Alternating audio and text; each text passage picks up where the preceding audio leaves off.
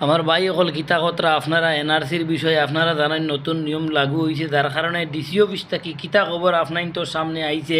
আজকের ভিডিওতে আমি তুলিয়া ধরমু যে আপনারা ডিসি অফিস থেকে কিতা খবর আইছে যে বায়োমেট্রিক আধার কার্ড যে আপনার তোর হোল্ড আসলো, যার কারণে আপনাইতে কোনো ডকুমেন্ট বানাইতে পারছে না, ব্যাঙ্ক অ্যাকাউন্ট খুলতে পারছে না, অনেক কষ্ট করছেন।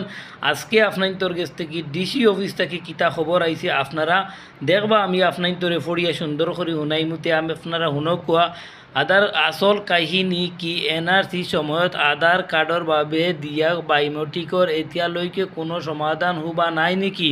খবর কোনটা সচা, আগরটা নে এটা? কোনটাতেও সরকারি বিষয় সহি নাই।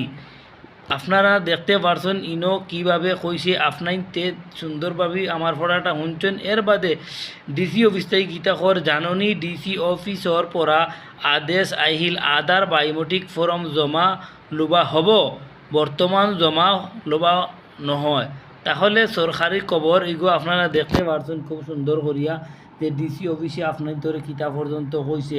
আপনারা দেখছেন কীভাবে আপনার ধরে খোয়া হওয়ার, আপনারা বালা করে খেয়াল করিয়া সুন্দর করিয়া জিনিসটা দেওয়ার চেষ্টাটা করবা।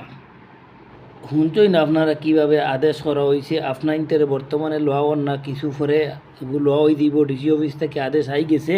আপনারা কেয়ারফুল থাকা, সুন্দর করে ফর্মটা জমা দিবা যাতে আপনার আধার কার্ডটা আবার বনিয়ে সুন্দর করে আপনার তোর ঘরে পৌঁছে। আমি এই কামনাটা করি।